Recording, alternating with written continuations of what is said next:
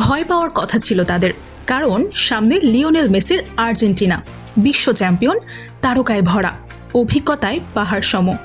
কিন্তু সবাইকে অবাক করে মাত্র 5 লাখ মানুষের এক দ্বীপ রাষ্ট্রের কোচ এখন উল্টো হুঁশিয়ারি দিচ্ছেন, আমরা কাউকে ভয় করি না।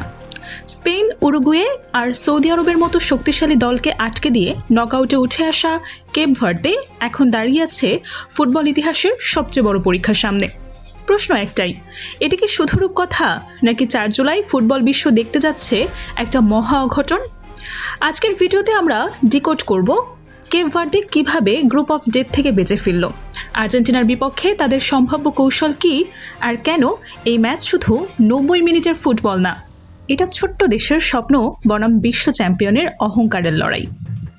বিশ্বকাপের সৌন্দর্য এখানে শুধু বড় দল জেতে না, কখনো কখনো ছোট দলও পুরো পৃথিবীকে থামিয়ে দেয়। ইতিহাসে আমরা দেখেছি সেনেগাল ফ্রান্সকে হারিয়ে, ক্যামেরুন আর্জেন্টিনাকে চমকে দিয়েছে, সৌদি আরব মেসিদের হারিয়ে বিশ্বকে স্তব্ধ করেছে। আর এবার সেই একই গল্পের নতুন অধ্যায় লিখতে নামছে কেপ ভার্দে, আটলান্টিক মহাসাগরের বুকের ছোট্ট একটা দ্বীপরাষ্ট্র, যাদের জনসংখ্যা অনেক বড়, শহরের এক একটা এলাকার চেয়েও কম। কিন্তু মাঠে তাদের আত্মবিশ্বাস সেটা কোনো পরাশক্তির চেয়ে কম কিছু না। কেপ ভার্দে, অনেকে নাম শুনলেও হয়তো মানচিত্র খুঁজে পেতে সময় নেবেন। পশ্চিম আফ্রিকার উপকূল থেকে দূরে আটলান্টিকের মাঝে ছড়িয়ে থাকা কয়েকটি দ্বীপ নিয়ে এই দেশ, জনসংখ্যা আনুমানিক 5 লাখের কাছাকাছি। ফুটবল অবকাঠামো ইউরোপ বা দক্ষিণ আমেরিকার বড় দলগুলোর সঙ্গে তুলনা করার মতো না। বিশাল একাডেমি নেই, 1000 কোটি টাকার লিগ নেই, বিশ্বমানের ট্রেনিং সেন্টারটাও খুব সীমিত। কিন্তু একটা জিনিস আছে, ডায়াসপোরা শক্তি। ইউরোপের বিভিন্ন দেশে ছড়িয়ে থাকা কেপ ভার্দিয়ান বংশোদ্ভূত ফুটবলাররা ধীরে ধীরে জাতীয় দলের মেরুদণ্ড তৈরি করেছেন। কেউ খেলছেন পর্তুগালে, কেউ নেদারল্যান্ডসে, কেউ ফ্রান্স বা তুরস্কের লিগে। তারা হয়তো বিশ্ব মিডিয়ার আলোয় থাকেন না, কিন্তু মাঠে তাদের শরীরী ভাষা বলে আমরা লড়তে এসেছি। আর এই লড়াইয়ের নেতৃত্বে আছেন কোচ বুবিস্তা। তিনি জানেন তার হাতে মেসি নেই, আলভারেজ নেই, এনজো নেই, কিন্তু তার হাতে আছে শৃঙ্খলা, সংগঠন এবং এমন এক দল যারা 1 ইঞ্চি জায়গাও সহজে ছাড়ে না। টুর্নামেন্টের শুরুতে কেউ কেপ ভার্দেকে গুরুত্ব দেয়নি, কারণ তাদের গ্রুপটাই ছিল দুঃস্বপ্নের মতো। আর ছিল সৌদি আরব, যারা সাম্প্রতিক বছরগুলোতে ফুটবলে বিশাল বিনিয়োগ করেছে এবং বড় দলকে চমকে দেওয়ার অভিজ্ঞতাও রেখেছে। একদিকে স্পেন, যাদের বল দখলের ফুটবল বিশ্বজুড়ে পরিচিত।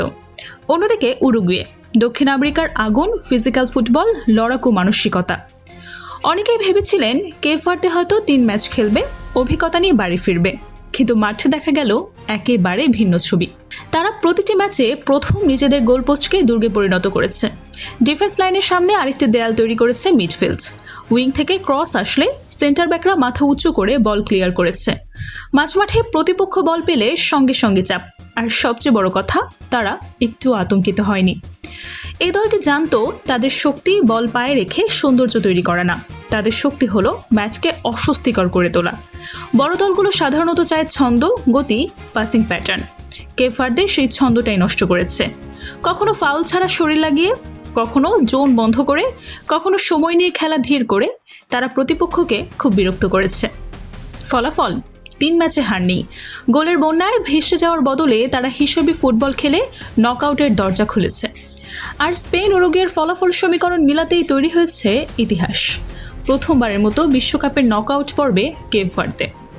নকআউট নিশ্চিত হওয়ার পর সাধারণত ছোট দলের কোচরা বলেন, আমরা অভিজ্ঞতা নিতে চাই, আর্জেন্টিনা বড় দল, আমরা সম্মান করি, এ ধরনের নিরাপদ কথা। কিন্তু বুবিস্তার বক্তব্যের সুর ছিল অন্যরকম। তিনি সম্মান দেখিয়েছেন, কিন্তু ভয় দেখাননি।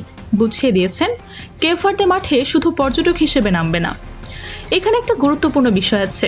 ফুটবল ম্যাচ শুরুর আগে একটা অদৃশ্য লড়াই শুরু হয়, মনের লড়াই। বড় দল যদি ভাবে ম্যাচ সহজ, তাহলে বিপদ।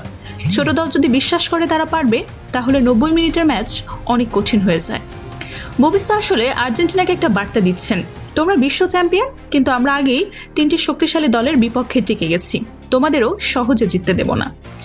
এই যে একটা কথার উদ্দেশ্য শুধু নিজের খেলোয়াড়দের উজ্জীবিত করা না, আর্জেন্টিনার উপর চাপ বাড়ানো। কারণ আর্জেন্টিনা জানে এই ম্যাচ জিতলে সবাই বলবে স্বাভাবিক ফল, কিন্তু হারলে সেটা হবে বিশ্বকাপের সবচেয়ে বড় ধাক্কাগুলোর একটি। এবার আসল বিশ্লেষণে আসি। কেফার্তে কিভাবে আর্জেন্টিনাকে আটকে রাখতে পারে? মেসিকে একজন খেলোয়াড় দিয়ে আটকানো প্রায় অসম্ভব, কারণ তিনি মার্কারকে টেনে বের করেন, ফাঁকা জায়গা তৈরি করেন, তারপর এক পাসে ম্যাচ খুলে দেন। তাই কেফার্তে সম্ভবত মেসির উপর ম্যান মার্কিং না করে জোনাল ট্র্যাপ ব্যবহার করবে। মানে মেসি যখন ডান দিক থেকে ভেতরে ঢুকবেন, তখন একজন মিডফিল্ডার সামনে, একজন ডিফেন্ডার পেছনে, আর আরেকজন পাশ থেকে চাপ দেবে। উদ্দেশ্য হবে মেসিকে শট বা থ্রু পাসের আগে সময় না দেওয়া। এনজো ফার্নান্দেস, রদ্রিগো ডি পল, ম্যাক অ্যালিস্টার, এই ত্রয়ী যদি স্বাচ্ছন্দ্যে বল চালাতে পারে তাহলে কেপ ভার্দের বিপদ। তাই বুবিস্তা সম্ভবত মিড ব্লক ব্যবহার করবেন। খুব নিচে নেমে গেলে আর্জেন্টিনা বক্স ঘিরে ফেলবে, আবার খুব ওপরে উঠলে পেছনে জায়গা খুলে যাবে। এই ধরনের ম্যাচে গোলকিপার শুধু শট থামান না, পুরো দলের মানসিক শক্তি ধরে রাখেন। কেপ ভার্দে হয়তো ম্যাচে 30%-এরও কম বল পাবে, কিন্তু তাদের দরকার মাত্র 2 থেকে 3টা ভালো ব্রেক। নুনো দা কস্তার মতো ফরওয়ার্ড যদি পেছনের খালি জায়গায় দৌড়াতে পারেন, তাহলে আর্জেন্টিনার ডিফেন্সকে সতর্ক থাকতে হবে। Corner, free kick, long throw, knockout ম্যাচে এগুলো অনেক সময় ভাগ্য বদলে দেয়। বড় দল যখন ওপেন প্লেতে গোল খুঁজে পায় না, ছোট দল তখন এক সেট পিচ থেকেই ম্যাচে আগুন ধরিয়ে দিতে পারে। আর্জেন্টিনা কাগজে কলমে অনেক এগিয়ে। প্রথম সমস্যা হচ্ছে ধৈর্য। যদি 30 মিনিট, 45 মিনিট, এমনকি 60 মিনিট পর্যন্ত গোল না আসে, তাহলে আর্জেন্টিনার খেলোয়াড়রা বেশি ঝুঁকি নিতে শুরু করবে। দ্বিতীয় সমস্যা মানসিক চাপ। তৃতীয় সমস্যা ছোট দলকে অবমূল্যায়ন করা। এই ম্যাচ শুধু আর্জেন্টিনা বনাম কেপ ভার্দে না, এটা বড় ফুটবল অর্থনীতি বনাম ছোট দেশের স্বপ্ন। এটা প্রমাণ করার সুযোগ, বিশ্বকাপে শুধু ধনী লিগের তারকারাই গল্প লেখে না, প্রান্তিক দেশের ছেলেদেরও অনেক কিছুই লেখার আছে। যদি কেপ ভার্দে আর্জেন্টিনাকে হারায়, তাহলে সেটা শুধু এক ম্যাচের অঘটন হবে না। আর যদি আর্জেন্টিনা জিতে যায়, তবুও কেপ ভার্দের গল্প শেষ হবে না। শেষ 30 মিনিটে যদি স্কোর সমান থাকে, তাহলে ম্যাচ সম্পূর্ণ বদলে যাবে। কেপ ভার্দে যদি প্রথম গোল না খায়, মেসিকে কেন্দ্রীয় জোনে ঘুরতে না দেয়, সেট পিসে বিপদ তৈরি করে এবং কাউন্টার অ্যাটাকে একবার নিখুঁত সিদ্ধান্ত নিতে পারে, তাহলে এই ম্যাচে নাটক হতেই পারে। আপনারা কি মনে করেন, কেপ ভার্দে কি সত্যি আর্জেন্টিনাকে চমকে দিতে পারবে, নাকি মেসি, আলভেরাসদের অভিজ্ঞতার সামনে তাদের রূপকথাটাই থেমে যাবে? আপনার স্কোর প্রেডিকশন কমেন্টে লিখে দিন। ভিডিওটি ভালো লাগলে লাইক করুন, ফুটবল প্রেমী বন্ধুদের সঙ্গে শেয়ার করুন, আর এমন গভীর ম্যাচ বিশ্লেষণ পেতে চ্যানেলটি সাবস্ক্রাইব করে বেল আইকনটি ক্লিক করে রাখুন। ফুটবল শুধু খেলা না, এটা স্বপ্ন, সাহস আর অসম্ভবকে সম্ভব করার গল্প। দেখা হবে পরের ভিডিওতে।